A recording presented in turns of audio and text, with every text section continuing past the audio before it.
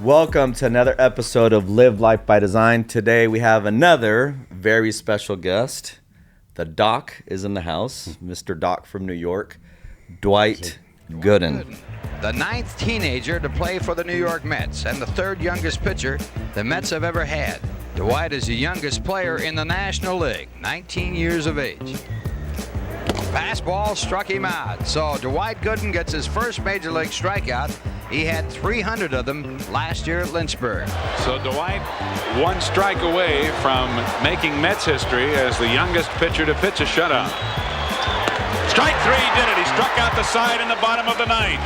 11 strikeouts in the game for Dwight Gooden as he picks up his first complete game and first shutout, and of what should be many more to come. How you doing today, boss man? How you doing, sir? Good to see you. Thanks for having me on your show. It's pretty cool to watch you on the TV as a kid, Good. And then now all of a sudden you're right here in person. So Yes, sir.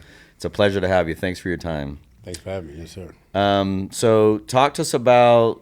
Let's start with childhood, and then we'll go from there. Where'd you grow up? So I'm from Tampa, Florida originally. Okay. Grew up in a nice household. I was the youngest kid of 5, youngest by 13 years. And I had 3 brothers, 2 sisters. Unfortunately, I lost all my brothers in the last 3 years. I was like a mama's boy growing up. Loved sports. You know, in Florida, the weather's great. Kind of like your hometown. You can play baseball year-round. And so my dad was a semi-pro coach. He coached Little League, coached girls softball, coached amateur baseball. So anytime he would hit the door, I would follow him. And by him coaching sports, that's how I got into baseball. I just grew to love it. And then my parents was from a small town called Americus, Georgia. And my dad and mom both had a 3rd grade education. My dad self-taught himself, but he also taught my mom how to read and how to write. So one thing I regret, I know I'm jumping a little bit here, but one thing I regret before my dad passed away is not asking him where he learned his knowledge from, baseball, because he taught me everything I knew, as well as my nephew, Gary Sheffield. We grew up in the same house. He was my sister's son. She had him very young, so my parents pretty much raised him. Yeah. But he taught Gary about hitting and taught me about pitching. And so, we just kind of went from there. And has it always been pitching? Always been pitching. I always wanted to be a hitter, though. But my dad, I don't know, like, again, where he got his knowledge from, he goes, no, you're going to be a pitcher. You're built like a pitcher. You're going to be a pitcher. So he used to take me and Gary to the park. No bat, no glove, no ball. So it wasn't fun. Because as a kid, you want to hit, you want to run, you want to throw. But he was teaching us mechanics. Like Gary with the bat wiggling, that was about timing. With me with the high leg kick I had, that was to give me timing to get my arm in a good throwing position. So once we felt that we had the mechanics down, then he gave us the ball and the bat and stuff like that to start throwing. But his knowledge was off the chain. It's like the Coach Wooden approach, huh? Yes. For basketball, yeah. Oh, I like that, definitely. the fundamentals. Yes. When was it a reality that you were going to become a pro baseball player? You know what? So in my mind, obviously I don't recall when I was like 5 years old, my mom said I should ride around on my tricycle and say, Mom, one day I'm going to be on TV playing baseball, which all kids had a dream.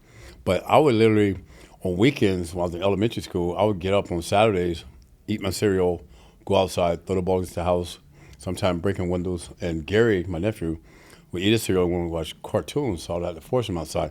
So baseball was all I knew. That was the only thing I wanted to do. And I would say when I was 11 years old, I totally dominated. 11 and 12 years old, I totally dominated my age group.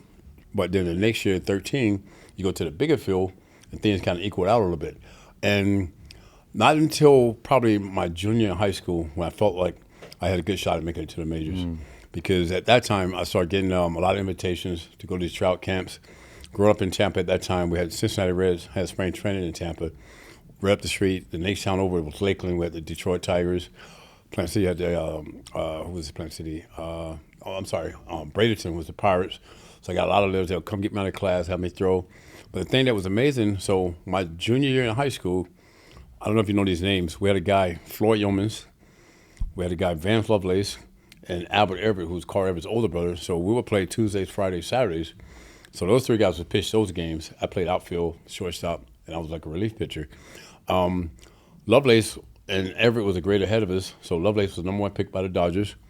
Everett was number 1 pick by the Twins. Crazy. And only way I got into that rotation our junior year, Yeomans got kicked off the team for skipping practice, and he moved to California with his dad, and I got in the rotation. And the following year, the Mets take me number 1 and take Yeomans number 2.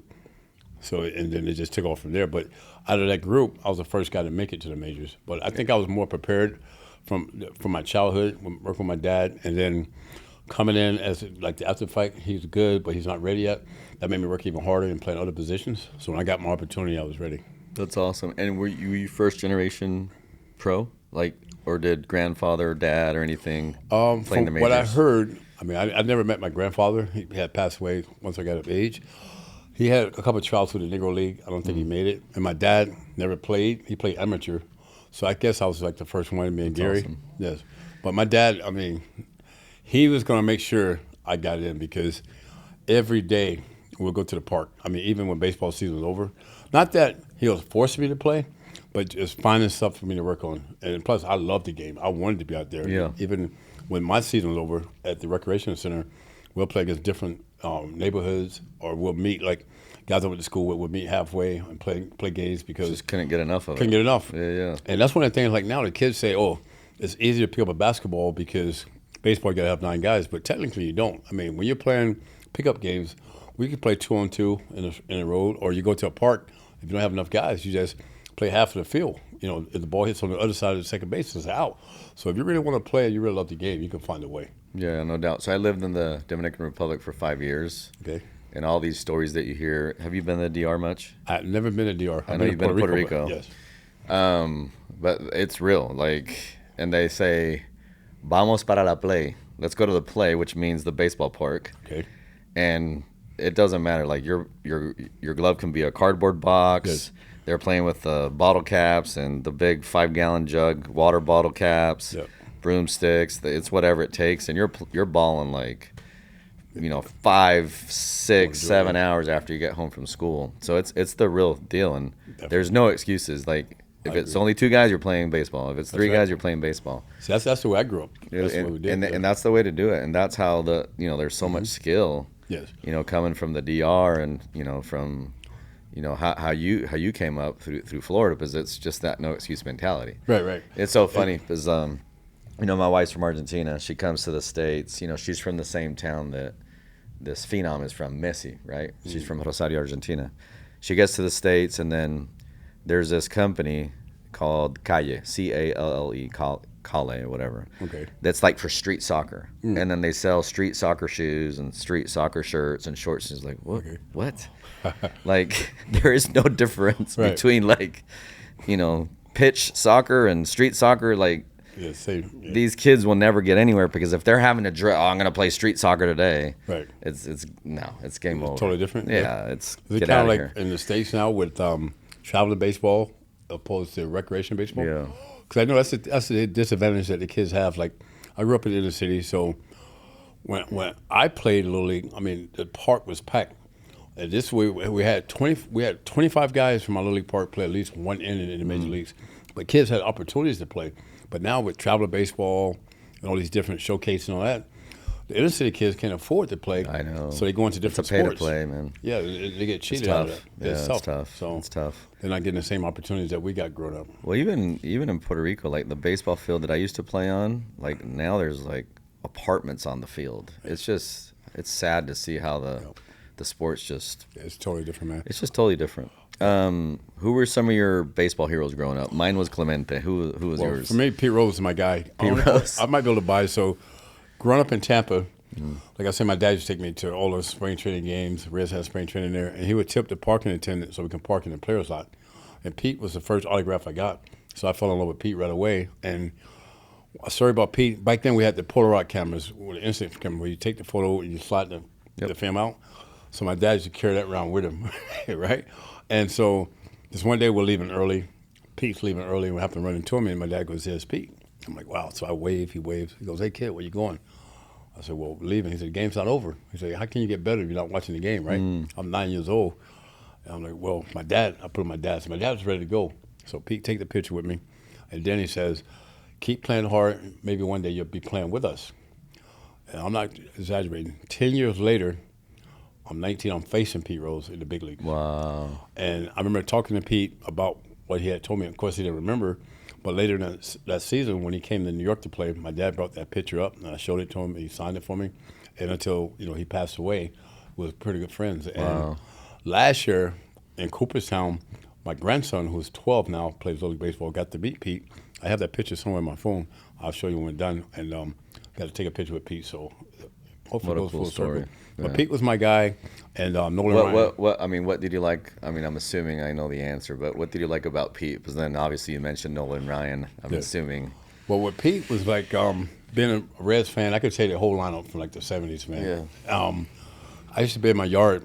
I had a can, like you say, how Dominican, how they'll find stuff like a bottle top to make it. So I would get a can.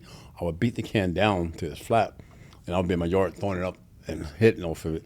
And I would go through the whole lineup where you had Pete Rose, Joe Morgan, Dave Concepcion, Johnny Bench, Joey Foster, all these guys, right? But Pete was my guy because he played hard. And the thing that impressed me most about Pete, even when he got a walk, he would bust it down to first base. When they called him Charlie Hustle, man, he was the guy. And plus, he was the first autograph I got. Yeah. So he was my guy. I love Pete. And even when I got to meet Pete and playing as Pete, anytime I was in Pete's presence, he brought that kid back out. I mean, I would be like how we are now. Yeah. But it's like I'm so stunned. I'm starstruck just looking at this guy. Yeah, no doubt. He was bigger than life, man. And that's so crazy that he's your hero and all of a sudden you're throwing against him. Yes. And then why Nolan? Nolan was the guy because the kids used to call me Baby Nolan before they called me Doc, right? Because Nolan would strikeouts. And then I was striking out like 16 out of 18 guys, just totally dominating no-hitters and all this stuff. So I was compared to Nolan. I was watching Nolan. And I'm like, wow, this guy just blowing guys away. And he had that mound presence where he walked around like grit. You knew he was just like a badass. Yeah. And nothing you could do about it.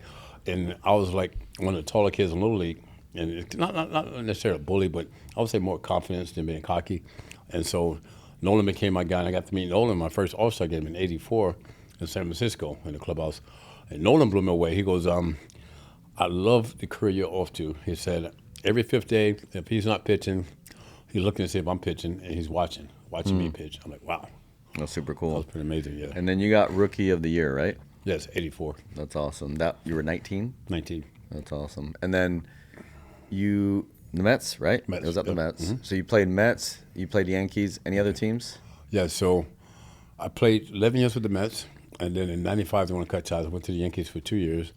I went to Cleveland for 2 years. Cleveland. And then 2000 was kind of weird. So you went back to Yankees in 2000, right? Yes, but I actually signed with the Astros. A lot of people don't know that. I pitched one game with the Astros in 2000. Got traded to Tampa, my hometown team. I pitched 8 games, got released, signed back with the Yankees, And won one the ring. World Series, Yeah. beat the Mets, and I retired.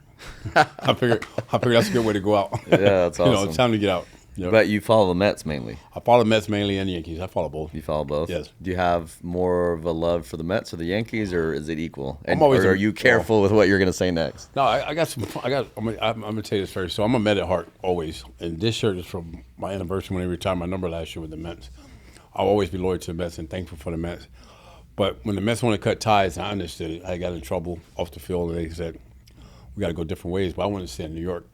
Mr. Steinbrenner gave me an opportunity to stay in New York with the Yankees, and stayed in New York. Pitched my first no-hitter, only no-hitter with the Yankees, and then we won the World Series my first year with the Yankees. Who was catching that game? Joe Girardi. So he was catching me, but so George gave me an opportunity to not only keep my career going, but to stay in New York because I didn't get many offers. I mean, a couple of teams, but not many. And to pitch in New York with the Yankees, so I'll always be loyal to the Yankees. And at that time, when Mr. Steinbrenner was alive, I would say the way they ran the organization, probably the best organization in baseball by far at that time. But now, with Steve and Alex Cohen coming in with the Mets, they're right there, and they're starting to get that back. Yeah, they had some crazy signings last year, didn't they? Yeah, it's crazy. They're Yeah, spending crazy. all kinds of money. Yes. Talk to us about, I don't want to, just, in your profession, you're going to have some dark days. How do you get out of, the darkness and get back into the light? Because everybody wants the highlight reels, but it's really how do you deal with the darkness and the suck, if you will. And that's what makes a hero a hero. As a It's the player hero's or a journey. person? Yeah, Or both. both. Well, both.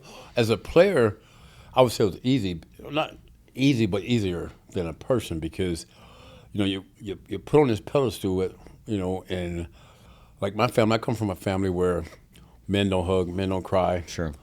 My dad, I know he loved me. I knew that, but he never told me he loved me because his dad probably never told him. That's just the way he was brought up. So I had to break that cycle.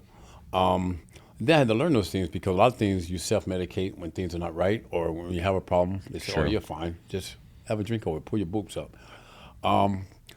As a player, it's like say if my curveball wasn't working, I knew how to fix that. You know, I can go to the bullpen, I can look at film, you know how to do that.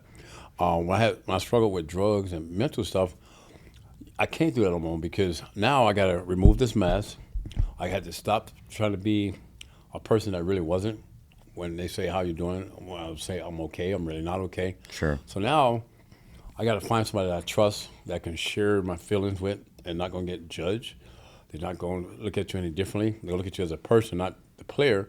And it's hard for me to find that because a lot of stuff, I would say I'm not doing good today. I'm dealing with this. I've had a lot of stuff that happened to me, a lot of trauma when I was a kid. And they say, you'll be fine. And you start believing that, but you know deep down you're not. And I think one of the best things that happened to me in 2019, I got 2 DUIs in 1 week. I mean, that's unheard of, right? 1 week, I got 2 DUIs.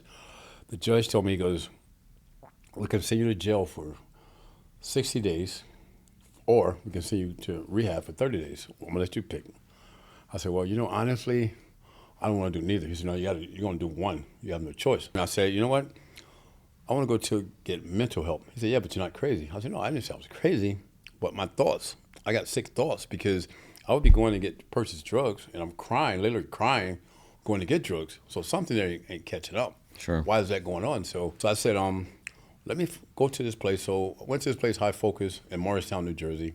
I was there for a year. When I first got there, I'm looking around at these different people. I'm like, nah, I don't think I belong here. These people are crazy. Just what I'm thinking, right? And my therapist goes, you ever see a track record? You're exactly where you belong. And I say, wow, you know what? I say, you know, he's right. Let me give it a shot. So I gave it a shot. I got to really dig deep and found some things. And again, not to what's the word I'm looking for? I'm not trying to cover anything up or what's the word I'm looking for? Help me out here. When you try to make excuses. Justify? Justify. I'm not justifying anything. So, but when I was a kid, I don't need to fight. So when I'm a kid, I'm 5 years old. I witnessed my sister getting shot 8 times. Jeez right? Louise. So this part, I go to the bathroom with my nephew. We hide in the bathroom till the police come and all this stuff, get us out, right? My mom shot my dad, witnessed all this stuff. She didn't kill him, but she shot him, right? So I'm always witnessing, but as a kid, you're taught that there's no big deal. You push on the drug. Growing up in the city, you see friends get killed, people get stabbed, all this stuff, but you think it's no big deal. That's normal, but it's not normal. And so when I was in my addiction, anytime if I was home by myself, I was getting high, I would go to the bathroom. If I was in a hotel, I'll go to the bathroom. If I was driving, I'll pull over, go to the gas station, go to the bathroom. So all this stuff's connected. And the only way I found this out was in 2018 when I went to get mental help. But when I went there, the toughest thing was about going there was my kids. I have 7 kids that had to deal with this. And my grandkids who are in school, so kids going to make fun of them because everything an athlete do is headlines. Doc Gooden goes to a mental institution. Yeah. This, right? But I had to tell them, you know, I can either go get this help or I'll be dead in 2 years. What do you want? They said, well, you know, if it's going to work for you, let's see. But by going there, I got to remove that mask and just come clean with everything that I went through as a kid, everything I witnessed. How do I deal with this stuff? And again, not to justify anything, but at 17, I'm taking care of the entire family. I'm taking care of my parents, sisters, brothers, everybody. So, like I was saying, when I had a problem, they said, well, just have a drink, you're fine. Everything, you're fine. My early years with the Mets, and I'm not blaming nobody for anything. As long as I was pitching good, you're fine. And I'm not fine. But this stuff builds up, builds up, builds up, builds up, and it gets worse because then it gets to a point where you rely on this stuff, and then there's a point where you get tired. You're just tired. You beat down. You've had enough. So I go to get help now. By doing that, there's a big thing off my shoulder. Now I go what I call taking the mess that I made and turning the messages. I talk to kids at schools. I go to rehabs, talk to those kids. I help with the Suffolk County, Norfolk County prisons. Talk to kids, talk to prisoners. I help with the sheriff's departments, all these guys, because everybody suffers from something or have a family member that suffers from something. Addiction, mental health, it doesn't, you know, I mean, it doesn't like, I'm getting lost here. You're not immune from it. It doesn't, right? like. It doesn't skip you? It's not, you're not immune from it? I'll come back to it, but it doesn't, I try to tell kids all the time, it doesn't matter where you come from, your background, how much you have, where you're from. It doesn't discriminate, maybe? Yeah. There you go. It doesn't discriminate. It doesn't matter background. So, and once you get kids to understand that and get them comfortable talking to somebody they're comfortable, whether it's a parent, teacher, brother, sister, whoever, it will help them. So that's what I'm doing now to change that. At one time, was I embarrassed? Yes. Was I ashamed? Yes. Today, I'm not because I'm not living that life anymore.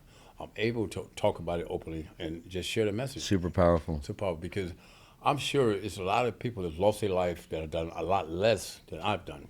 Yeah. And so I'm still here for a purpose, and I think my reason is to try to carry that message. Does it give you a lot of significance nowadays? Big time. To Big be, time. yeah. Totally different look on life, man. Because I have, like I said, I have 7 kids. I was married twice, so I had 5 kids from one marriage, 2 failed. I only say that because when a black guy say he has 7 kids, you're thinking there's 7 different, baby mamas. Yeah. And then I have 11 grandkids. Congrats. I have 3 great grands. So Blessed. Those are blessings. definitely. That's So awesome. I want to be around for a while. I want to see those great grandkids graduate, man. Okay, and then how's the family reacting to all the body of work that you're doing now, helping the youth, helping folks in the prison? How do they view that? They look at it now. They see that the things I did in 2019, what I went through, what I had to go through, they understand it now and see where I'm at and you never recover completely. I mean, because if I drop my guards, I can go out of this door right now. If I go around the room, group, whatever, then I'm right back to the same place. I'm aware of that. So by doing all this, not only am I helping them, but it's helping me as well. Yeah, so how does that work? How do you create enough of a barrier to make sure that doesn't become a part of your life again, if that makes sense? Yeah, it does make sense. It's got to be tough. It's tough, man, because I've had 7 years, I've had 5 years, and fall off, because a lot of times I kept thinking, okay, I got it now. I know what to do now. But if you don't stay in that same group, if you go back to those same places, it's going to come back. I mean, you never... It's that proximity to it. Yes. 100%. I mean, anything can trigger you or set you off, and it could be a song, it could be. Wow. And with me, it was a double-headed sword. Like if I'm having a great day, I got to be careful. If I'm having a bad day, I got to be careful because if I'm having a great day, I'll let my guards down. If I'm having a bad day, then the self-pity comes in, and you're vulnerable.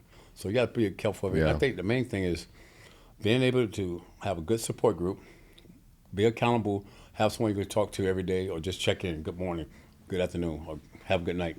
That you're constantly doing it, so if you don't make that call or you don't hear from that one person, hey, we didn't hear from Doc today. Yeah. Let's check in. What's going on? What's really going on? Those systems, yeah. Yes. How'd you get the nickname Doc? Doc came from I used to lie all the time because I want to be a basketball player and say Dr. J, but actually my dad. You're Dr. K. I'm Dr. K. Yes. So when I was younger, believe it or not, my dad had this good friend. He used to do autopsies. He was a doctor. And I used to go with him and watch him do these autopsies, right? Like today, you couldn't pay me to go do it.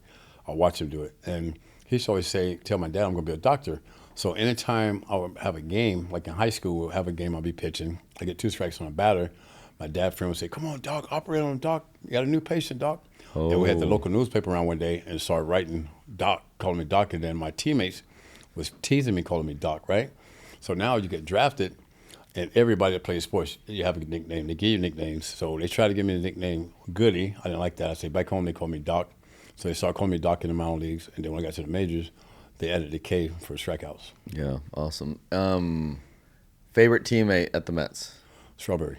That's what I figured. Yeah. And I always, when I think of y'all, I think of both of y'all. Our whole life. You know what's amazing? And you guys almost look like twins at times, man. Like you were looking like, oh man, it's come on, I'm better looking. I'm better looking. You are better looking. You're the better looking twin, but you guys look like brothers. I'm like, these guys are the dynamic duo. Oh, that's man. my boy though. I love Daryl, man. We've had our ups and downs, but I love Daryl. I mean, what brothers don't? Every brothers fight, right? Yeah. But at the end of the day, I got his back, and I know he got I my loved back. watching you guys, man. Oh, he's the best. And And we've been through Gary everything Carter together. and all the boys. We have the same middle name. People don't know that, but he's Daryl Eugene. I'm Dwight Eugene. Really? Yeah.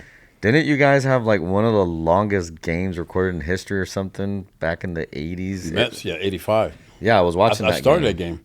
Did so you? a lot of people don't know I started that game. So it was right before I remember All-Star break. watching it. Like I was in Puerto Rico. I'm like, this game is still going, guys. How many innings was it? I think it was like 16 innings, but the thing was, it had like 4 or 5 rain delays. And so David Johnson. And by the way, it was super cool. Wasn't it a week? Was it a weekday? It was 4th of July. So what, do you remember what day of the week that, well, yeah, 4th of July, so it's a holiday, never mind. No. But I remember like, sweet, the game's not over, I can still stay outside because we were watching the game outside. 4 in the morning. And the thing was, so David came to me, we were on a plane flying to Atlanta, he goes, you want to get an extra start before the All-Star break? I said, sure. So he said, okay, you'll start this game. So I started the game, but before the start of the game, it was like maybe 40-minute rain delay, right? So now I start warming up in the bullpen, I stop another rain delay. That just messes you up as a rain pitcher. delay starts. I go like 2 innings, and then it's pouring 2 hours rain delay. David said, that's it, you're done. So I'm so pissed, I don't even shower. I take my uniform off, get dressed, get a taxi, go to the hotel, get hammered, fall asleep. All as the game is happening? Yeah, all the games happen. I go back to the hotel. I just left the ballpark. I'm at the hotel, go to the hotel bar, and I'm smoked, right? And now I fall asleep. I wake up. I'm thinking it's the news on, and it's the game. The game's still going. What? So it ended like 4 in the morning. But the thing about it, even when the game ended, they still shut off the fireworks. Wow. Yeah. Still shot off the fireworks Still at shut 4 them off. a.m. Yes. Wow. So, favorite teammate, Strawberry. Yep. And how about at the Yankees? Yankees was Darryl. I played with Darryl in '96, but I would say I played with David Cone longer with the Yankees than Darryl, so probably David Cone with the Yankees. And then talk to me about the pitcher-catcher relationship. How does that work? I think that's very important to be able to communicate. We had Gary Carter. I got 2 stories for you with that one. So my first year in '84, I'm 19 years old. I relied a lot on Keith Hernandez, a veteran guy, and he knew the hitters. Sometimes he'll come up to the mound and tell me, Doc, this guy can't hit a curveball. Doc pitched this guy down and away, mix the pitches up. And then '85, we traded for Gary Carter, veteran catcher, all-star catcher, loves the game. And it was no coincidence that I had my career year in '85 with Gary Carter. But this one particular time, Carter came to the mound and we're facing the Atlanta Braves. I walked Clayton Washington. He's on first. It's like a 2-1 ball game. 8th inning, and Clayton Washington's still second, so we got a base open. So Carter comes to the mound. He goes, let's get him out with a breaking ball. We're going to throw curveballs. We'll get a hit. We'll go fastball, right? So as he's walking back to home plate, Keith sprints to the mound from first base. He goes, what did he say? I said, he wants to get him out with curveballs, and then we get a hit, we'll go fastball. Keith said, no, you have a base open. You might hang the curveball. Just go fastballs up and in. If you walk, no big deal. So Gary's calling curveball. I'm shaking him off. He does it a couple of times. I shake him off. Calls time. He comes to the mound, and Keith meets him at the mound, right? And these guys are going at it. I mean, they didn't like each other. They're going at it face to face. Mel Stoudemire, the pitching coach, calls time, comes to the mound, breaks it up. Then he looks at me and goes, well, Doc, what do you want to throw? And, I mean, I got my veteran catcher, who I got to go with Gary. He's the catcher. So I said, curveball. And then Keith looked at me and he goes, you effing, you know, whatever. But so I ended up walking him, kind of like unintentional walk. Just kind of make them both diffuse happy. the situation. Yeah, I was only 20 years old at the time. So, but it was good. But I think a catcher-pitcher relationship and being able to communicate between it is very important, even though now they have all the analytics and they have all the scouting reports to go over before the game. But a lot of times things change during the course of the game. Certain pitches might not be working that you had hoped was going to work during the game, so you got to make adjustments. And the catcher got to let you know what he sees, what he don't see. But sometimes I've played with catchers where if they're not hitting, they're really no help. You know, they kind of like just kind of moping back there. But Carter was one guy, whether it's hitting or not, was always totally into the game. Awesome. And then you worked at the Yankees for a minute, post being a pitcher, correct? Yes, that was great. Yeah, talk to us about that. So, how was that experience? So in 2001, I was in spring training in the Yankees. I tear my MCL in my knee, and then the trainer said, well, you probably need 3 months of rehab, and then you're going to have to go down to the minors for at least a month. By that time, season's done. And George said, or you can come work for me. So it's kind of like an easy decision. So I said, all right, I'm done. I did want to sign with the Mets for one day to retire as a Met, but at the time, they didn't want to do it, which, you know, it was fine. I understood. So I retired as a Yankee, worked with George for 6 years, and that was great. I mean, I learned so much with George, just flying with George on his plane, just me and him, going to games with George, traveling with George, meeting with George for breakfast before spring training games, spending so much time with him.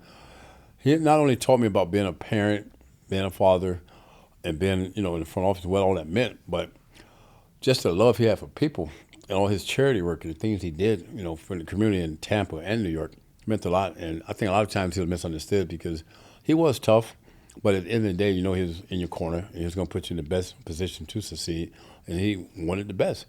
And when you say Tampa, is that because of the spring training camp in Tampa? Spring training camp, and that's where he lived also. So, and, but he did a lot of stuff in the community of Tampa, a lot. I mean, but he always said if more than 2 people knew what you was doing, it wasn't from the heart. Oh, wow.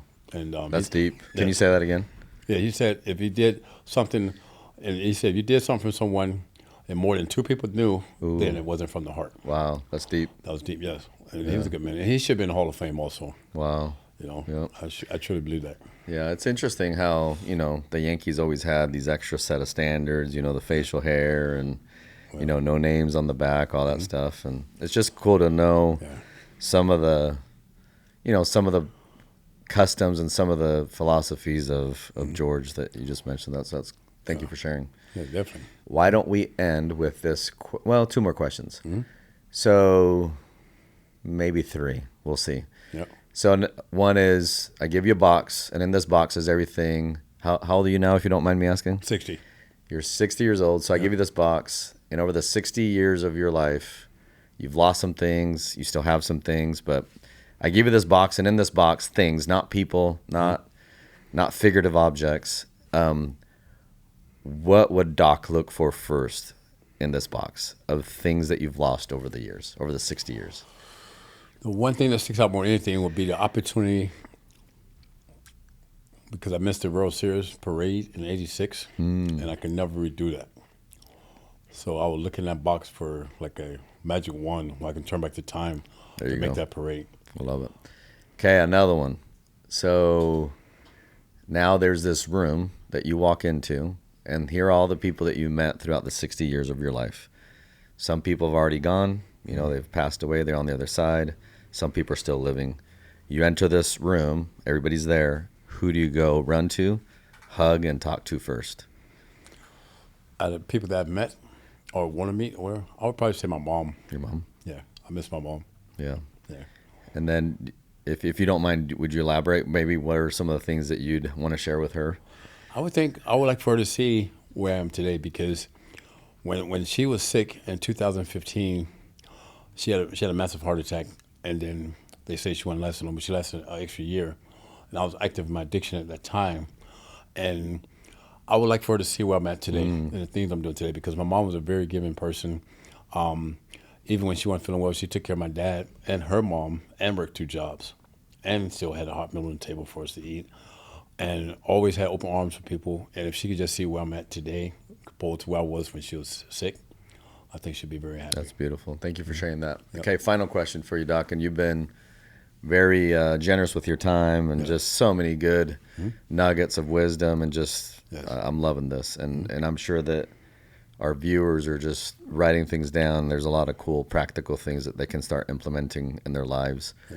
Final advice, anything that you want to share with us in accordance to just living your life by design instead of just by default? What advice do you got for us? I think the main thing has been honest with yourself. Remove that shield. Don't be someone that, quote unquote, people want you to be.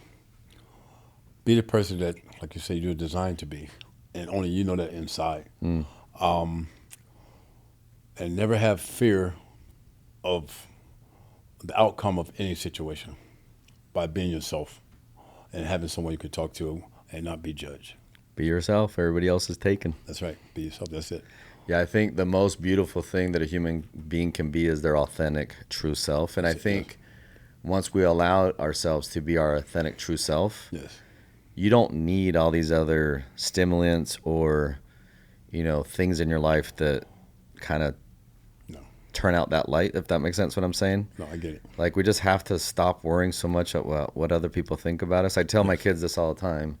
Stop worrying so much about what other people think of you, because 80% of the people don't care about your problems. Yes. And the other 20% are actually happy that you have them. That's right. So just be you. There's only one you.